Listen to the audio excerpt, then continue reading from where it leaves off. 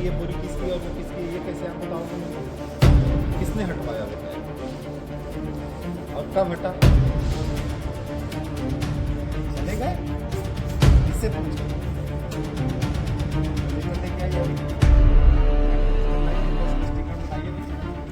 Doctors के माध्यम से ये चावल आया है, सबसे पहले उनको आइडेंटिफाई किया जाए और साथ में जो जिम्मेदार हैं इस घटिया क्वालिटी या इसके रख रखाव या यहाँ पे फ्यूमिगेशन समय से नहीं कराए जाने के लिए, फिर उनके खिलाफ कल मैं इसमें एक इंक्वायरी कमेटी सेटअप करूंगा और फिर उसकी जो फाइंडिंग आएगी उसके आधार पे अग्रिम कार्रवाई उच्च अधिकारियों को संज्ञान में लाते हुए की जाएगी।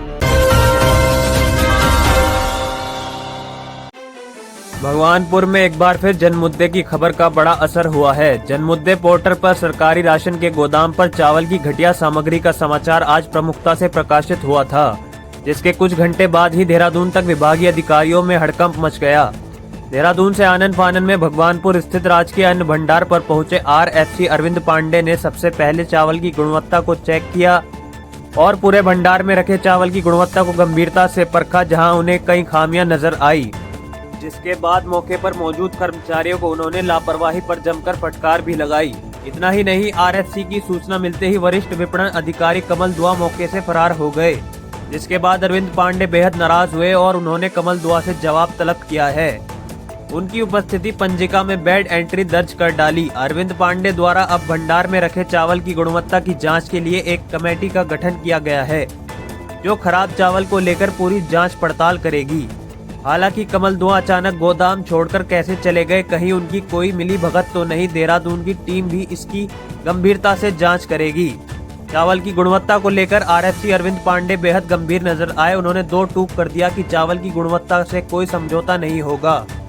आज मुझे लगभग दिन में 2 बजे के आसपास मीडिया के ग्रुप में और मीडिया के माध्यम से जानकारी हुई कि भगवानपुर के गोडाउन में खराब चावल की क्वालिटी है, जिसमें से दुर्गंध और उसमें जाले लगे हुए हैं या खराब है क्वालिटी। तो उसको संज्ञान में लेते हुए, क्योंकि आज हमारे सभी अधिकारी में से ज़्यादातर छुट्टियों पे थे या शादी में गए हुए थे, डिप्टी RMO वगैरह, तो इसलिए मैं खुद आया मौके पे और मैंने देखा जो अभी तक कि जो जिन मिलर्स के माध्यम से ये चावल आया है, सबसे पहले उनको आइडेंटिफाई किया जाए और साथ में जो जिम्मेदार हैं इस घटिया क्वालिटी या इसके रख रखाव या यहाँ पे फ्यूमिगेशन समय से नहीं कराए जाने के लिए, फिर उनके खिलाफ कल मैं इसमें एक इंक्वायरी कमेटी सेटअप करूंगा और फिर उसकी जो फाइंडिंग आएगी उसके आधार पे अग्रिम कार्रवाई उच्च अधिकारियों को संज्ञान में लाते हुए की जाएगी। ये चूंकि अभी मैं यहाँ प्रथम दृष्टया आया तो जो सीनियर मार्केटिंग अफसर हैं वो उपस्थित नहीं है, उनका पक्ष भी जानेंगे हम और साथ में जब इंक्वायरी कमेटी अपनी रिपोर्ट देगी तो ये सब तथ्य सामने आ जाएंगे। अभी तो प्रथम दृष्टया कोई रिपोर्ट नहीं बनाई है, अभी तो शो कॉज जारी किया है कि अगर उनके संज्ञान में था कि मैं यहाँ आ रहा हूँ तो उन्हें यहाँ होना चाहिए।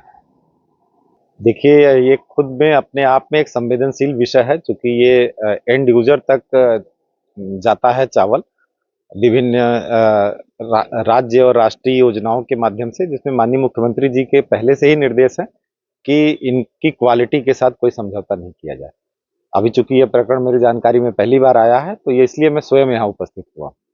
तो लेट हो गया है, बट जब नेक्स्ट टाइम हम लोग आएंगे तो मैं टीम को ये भी निर्देशित करूंगा कि अपने स्तर पे जितने भी हरिद्वार, देहरादून या इस तरह के हमारे गोडाउन्स है, उनकी क्वालिटीज के साथ कंप्रोमाइज न किया जाए, समय समय पे फ्यूमिगेशन कराया जाए और गोडाउन को जो स्टैंडर्ड है उनको उनके मानकों का पालन किया जाए। टैग अभी जो इन लोगों ने खोल रखा है उसको देखा, बाकी जो अभी पैक्ड है उसके टैग तो सही है, परंतु उन कुछ एक बोरियों पर से जिन मिलर्स का डिटेल है वो मेरे ख्याल से इन्होंने खराब क्वालिटी के चावल, जो अभी आपने देखा जिसकी क्वालिटी खराब है, तो वो मिलर को सूचित कर दिया गया है कि आपके जो क्वालिटी है वो स्टैंडर्ड पे खरी नहीं उतर रही। तो साफ सफाई के संबंध में जहां तक मैं अपने गढ़वाल रीजन की बात करूं तो समय समय पे मैं स्वयं इसको मॉनिटर करने के लिए इनको निर्देशित भी करता रहता हूँ, परंतु ये लापरवाही कहाँ से हुई है अब चूंकि जानकारी आने के बाद ही अग्रिम कोई मैं वक्तव्य दे पाऊंगा इसमें।